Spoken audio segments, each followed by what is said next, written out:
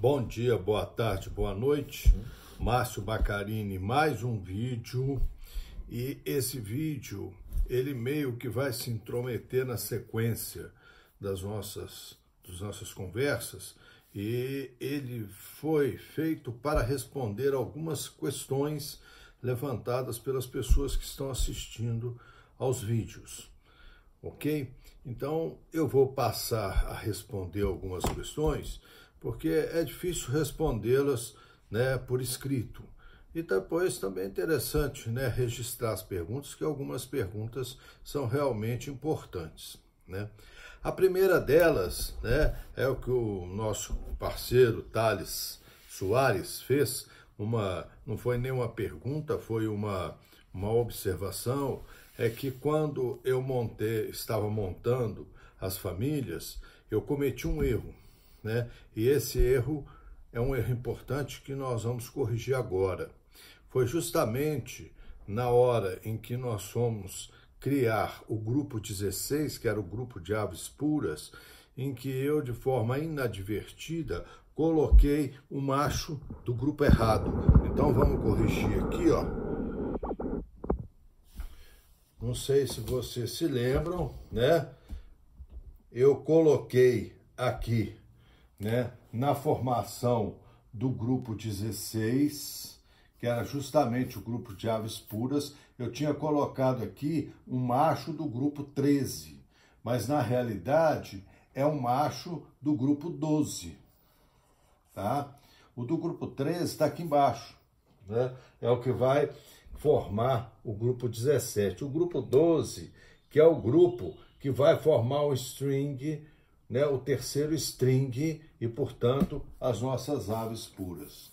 Então, agradecer bastante ao Thales por essa observação, né, sinal, inclusive, de que ele estava bem atento às explicações, né? Bom, mas vamos a algumas outras questões levantadas aqui. O nosso parceiro Lúcio Costa, ele fez uma pergunta, o seguinte: e se durante o desenvolvimento das famílias morrer uma, né, das aves, ou o macho número 2 ou a fêmea número 1, né, o que eu vou fazer? Olha, Lúcio, infelizmente o seu trabalho está perdido. Enquanto você não fizer o primeiro string, né, que é a quarta geração, é imprescindível manter vivos o macho e a fêmea, né? A fêmea número 1, macho número 2, porque eles vão participar até nesse momento como indivíduos na cadeia de formação da família. A partir já da primeira geração, ou seja, do primeiro cruzamento entre o macho número 2 e a fêmea número 1, já o grupo número 3, esse grupo, você já não vai conservar apenas uma ave. A gente vai conservar mais aves justamente para nos prevenir isso. E após o primeiro string, né, ou seja, da quarta geração em diante, esse risco acaba, porque tanto a fêmea número 1 como o galo número 2 não entra mais, né, na composição dos demais grupos. Tá? Então, infelizmente, isso acontece. E não adianta tentar substituir, né? Se perder um desses aí ao longo do caminho, tá perdido, tem que recomeçar. Infelizmente, isso é um risco que a gente corre. Não adianta tentar corrigir, se a gente tentar, mesmo que substitua aquele que morreu por um irmão, você já está entrando com uma carga genética diferente. Tá? Muito pouco provável vão ser as mesmas na carga genética, a não ser que fosse um irmão homozigoto idêntico, né? Ou seja, nascido do mesmo ovo, que é uma coisa raríssima de acontecer em aves. Tá? Então, infelizmente, nesses casos, ô Lúcio, a gente estaria perdendo. O Lúcio também fez uma outra questão, né?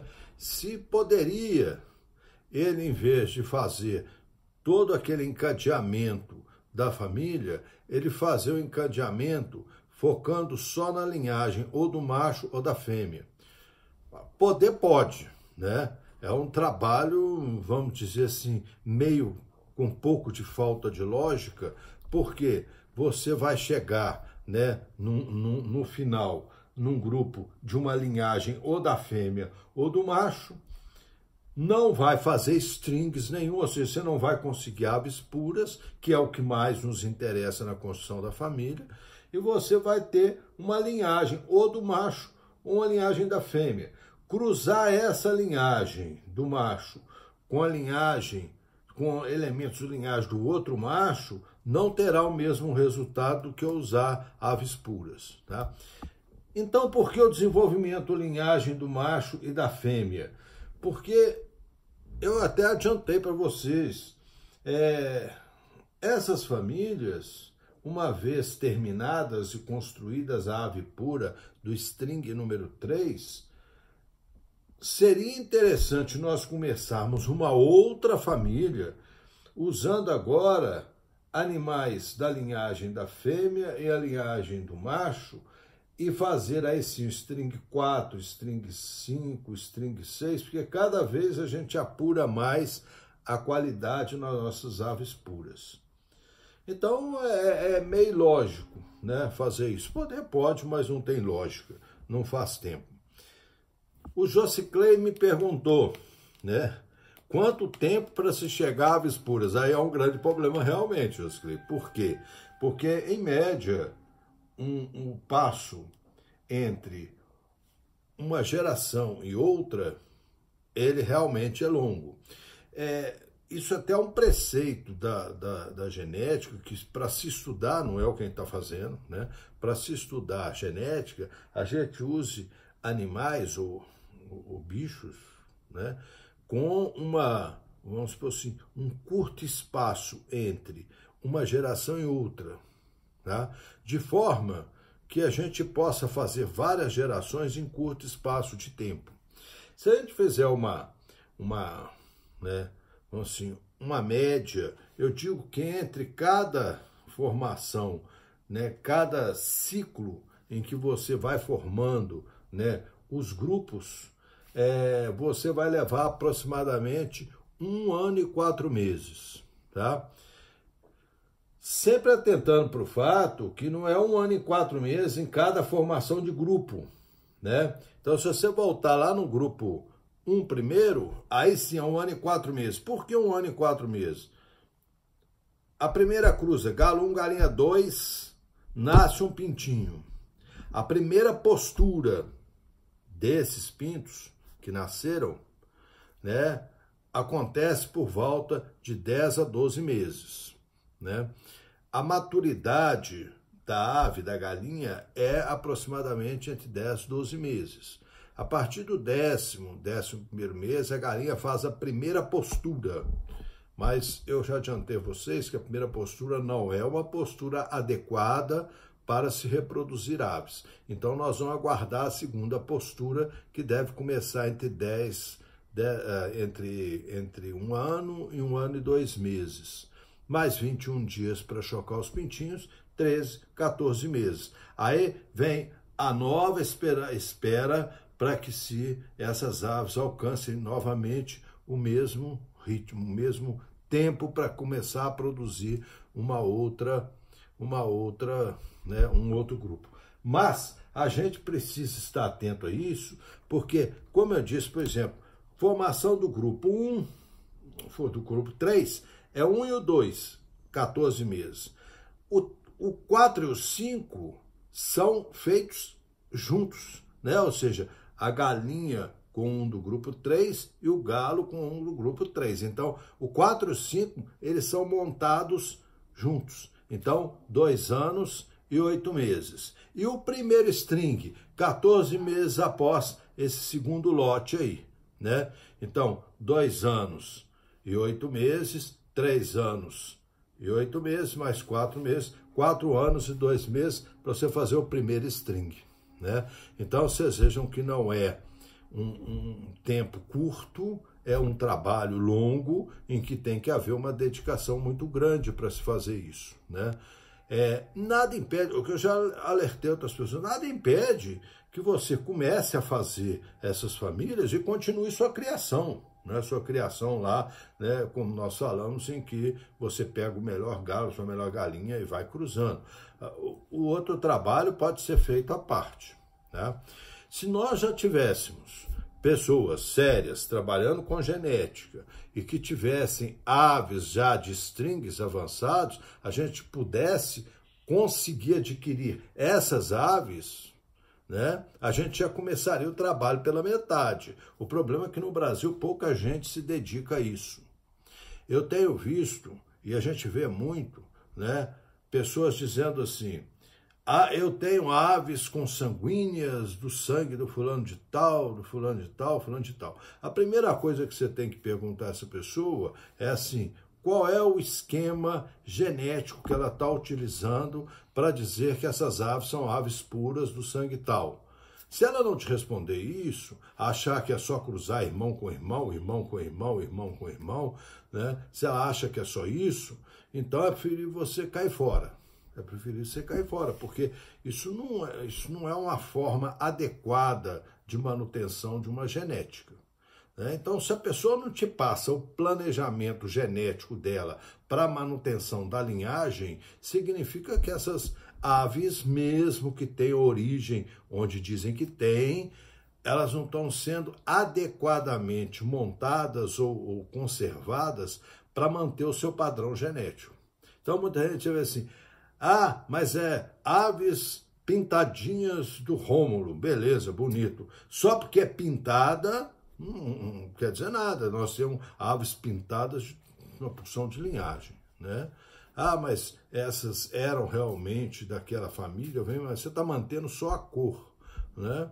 E isso não quer dizer que você tenha, né, mantendo uma qualidade genética boa. Então, a primeira coisa, se você pretende começar adquirindo aves em que a proposta da pessoa, que são aves consanguíneas de linhagem mantidas puras, pede a essa pessoa qual é o critério, né, qual é o planejamento genético para a manutenção dessa genética. Se não te passar isso, é bom você ficar com o pé atrás. Tá? Eu já respondi aqui, o Josiclei também perguntou se era para usar a primeira, segunda, terceira postura. Já na segunda, viu, Josiclei? Na segunda postura a gente já pode usar, a ave já está madura o suficiente para produzir pintos sadios. Bom, vem aqui a Fernanda Beatriz e o Fernando Santos também, perguntando a respeito de chocar pintos na galinha ou chocar pintos na chocadeira. Bom, eu já comentei isso num vídeo anterior, né? Existem vantagens e desvantagens, tanto com uma quanto com outra, né? A vantagem da galinha é que você não tem que se preocupar com temperatura, com umidade. Se acabar a luz, a galinha continua chocando os ovos, né? A desvantagem da galinha é a quantidade de ovos, que é reduzido. Nenhuma galinha vai chocar em mais de 10, 12 ovos, né? A irregularidade em que essa galinha entra no estado de choca, né? Então, assim, a gente teria que ter um número razoavelmente grande de aves para poder estar chocando os ovos e não perdê-los, porque a viabilidade do ovo é 7, 8 dias, 10 dias já cai bastante a taxa de eclosão dos ovos, né? Então, tem essas desvantagens. A chocadeira tem a vantagem de uma possibilidade de um maior número de ovos, né? A possibilidade de você selecionar esses ovos pelos pais, né? Ou seja, marcar os ovos para que o nascimento do pinto seja cadastrado, quem é o pai, quem é a mãe, né? Fazer uma coisa correta. A parte sanitária da chocadeira é melhor do que da galinha, né? E a chocadeira me permite, assim, iniciar uma incubação a hora que eu achar que devo, tá? A gente mantendo os ovos em condições adequadas, né? A cada 7 dias eu posso estar fazendo, iniciando uma incubação, tá? A chocadeira também nos dá maior número de pintinhos. Mas o pintinho que nasce na chocadeira é mais fraco que nasce na galinha. pura lorota, não tem nada a ver uma coisa com a outra, né? Nada a ver uma coisa com a outra. O pintinho que nasce na chocadeira é igual ao pintinho que nasce na galinha. Existe uma situação que eu já disse a vocês. Tem gente que fica descascando o ovo, tirando o pintinho dentro do ovo. Ou o pintinho nasce ou não nasce. Se ele já está fraco para não nascer, já não é boa coisa para ir para frente, né? Então eu não tiro. Tem gente que tira. O pintinho não está nascendo, vai lá, quebra o ovo, acaba de tirar o pintinho. Eu não faço isso porque eu acho que o pintinho tem que nascer por si mesmo, né? Logo após o nascimento, tanto na galinha quanto na chocadeira, esses pintinhos têm que começar a entrar num programa de vacinação, que eu vou fazer em breve uma aula sobre isso. Um programa de vacinação coerente, conciso, de tal forma que todos os pintinhos, independente de estarem na galinha ou de estarem ou terem sido incubados na chocadeira, eles têm que ser vacinados, tá? Após o nascimento, a galinha cuida melhor dos pintinhos do que você, lógico, né? Desde que ela esteja num ambiente sanitário adequado. Você não pode largar a galinha no meio do mato, mas ela, dentro que ela esteja num ambiente sanitário adequado, ela cuida melhor. Então a gente tem que ter uma terceira opção, né? Que é utilizar a galinha após o nascimento dos pintinhos na chocadeira. Eu mantenho os pintinhos durante 14, 15 dias em um ambiente adequado, aguardando que as vacinas façam a imunização, que geralmente vai nesse prazo, e depois eu passo eles para uma galinha que já está choca e ela cria os pintos dentro do ambiente adequado, que nós vamos falar mais cedo. Depois eu vou mostrar como é que é feito isso, né? Eu vou mostrar como é que é feito isso. Mas, a princípio, Fernanda, não tem nenhum problema você criar, né, chocar na galinha ou chocar na incubadora. Não faz diferença. Bom, o Anderson, né? O Anderson Ricardo levantou uma questão que nós até já havíamos falado sobre ela, que é a questão da degeneração consanguínea, né? Muita gente levanta essa questão de que a consanguinidade degenera as aves. Não, isso não é verdade. A consanguinidade é usada em todos os tipos de animais, né? Nós usamos consanguinidade para apuração de raça de cães, de gatos, de cavalos, né? Isso não é verdade. O certo é que, lógico, como você está fazendo cruzamento consanguíneo, você corre o risco de aparecerem animais com problemas, né? Esses animais que nascerem degenerados, que nascerem com alguma doença, com algum problema, devem ser eliminados, tá? Eles são colocados a par, eliminados. Vocês lembram que nós estávamos falando que nós estamos criando aves para que a gente consiga construir uma família, né, dentro de um padrão adequado. Então, aquilo que não se ajusta, isso tem que ser tirado fora. Então, vai nascer, vai. Nós chamamos isso, inclusive, assim, do aparecimento de algumas características que não estão nos pais, né, nem no pai, nem na mãe. E aí aparece uma característica lá, né, que a gente chama isso de atavismo, um passo para trás. Ou seja, vem de algum laço hereditário, antigo, algum defeito. E esse defeito, de repente, aparece e a gente imediatamente afasta essa ave, tá? Então, assim, a degeneração ocorre quando a gente não se preocupa com isso e vai deixando a coisa correr solta, né? Então, assim, ela acontece assim, tá? Ou quando você parte de animais com problemas também, que é muito comum, né? O sujeito pega uma galinha, um galo que já vem cheio de problema e faz o cruzamento, começa a família, aí os problemas tendem a aumentar, né? Da mesma forma que quando a gente faz a consanguinidade, o objetivo nosso é melhorar, né, aumentar as qualidades melhores, também a gente aumenta as qualidades piores, né? Ou seja, o que é bom aumenta, o que é ruim também. Cabe a nós segregar o que está sendo ruim e ficar só o que está sendo bom, né? Bom, tem uma outra pergunta também aqui do Anderson Ricardo, que é a questão, né, da conciliação fenótipo-genótipo, né, e que algumas aves não estavam alcançando o tamanho ideal. Eu vou falar um pouquinho disso um pouco mais à frente, né? Mas o que a gente tem visto muito é o sujeito pegar uma ave pura, vamos dizer, uma banquiva puro, cruzar com um chamo puro, tá?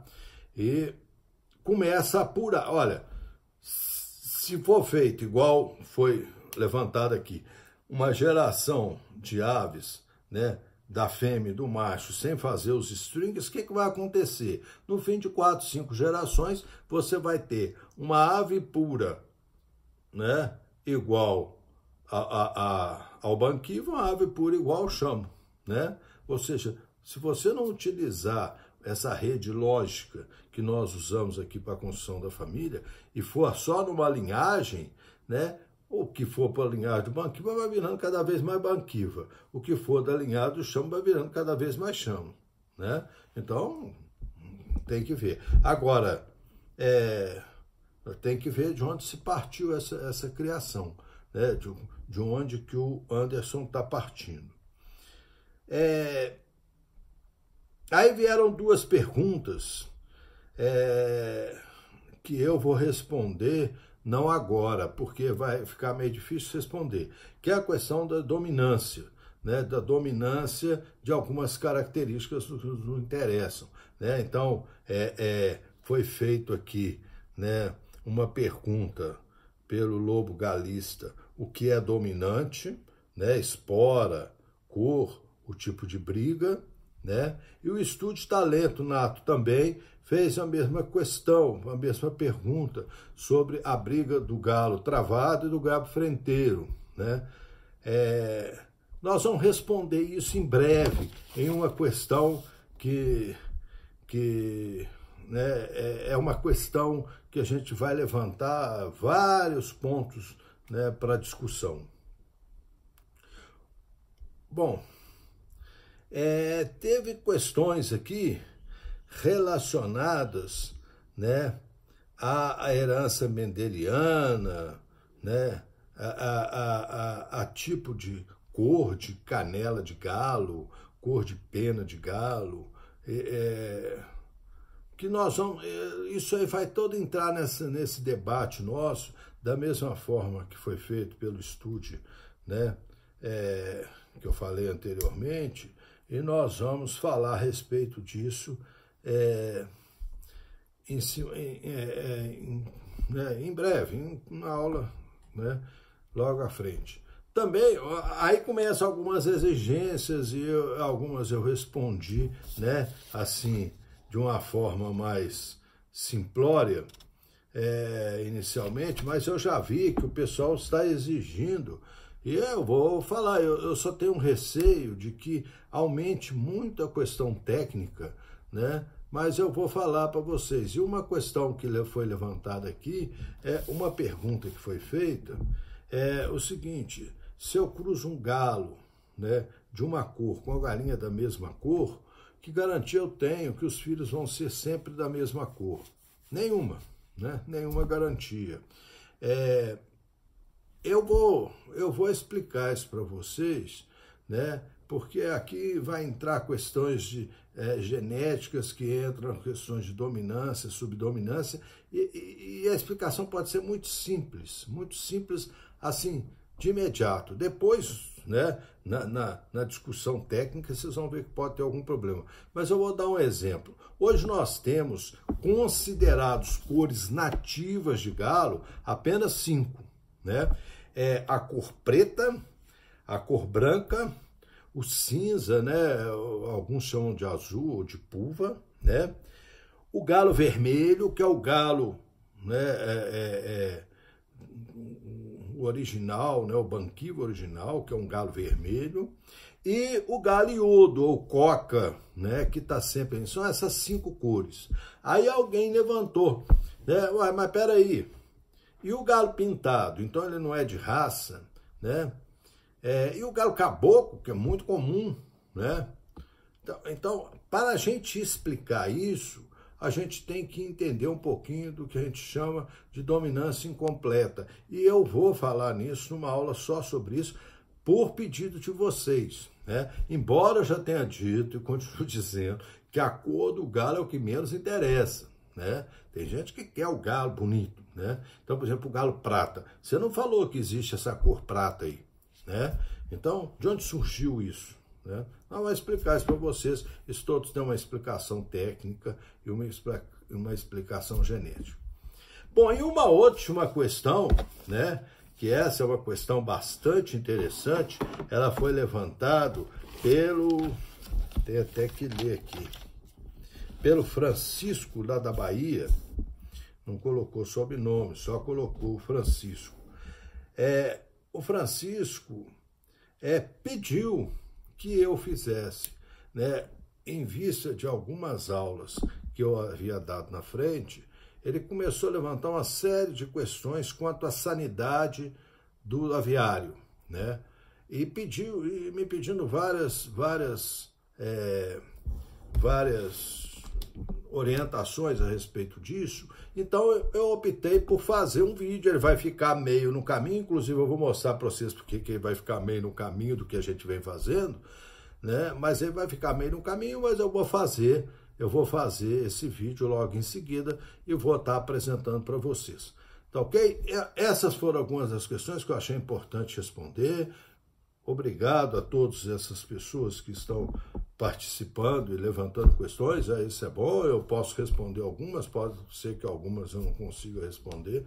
Também eu não sou um expert em avicultura, né? Então, essas foram uma das questões que foram levantadas e essas questões eu procurei responder assim porque eu achei interessante responder.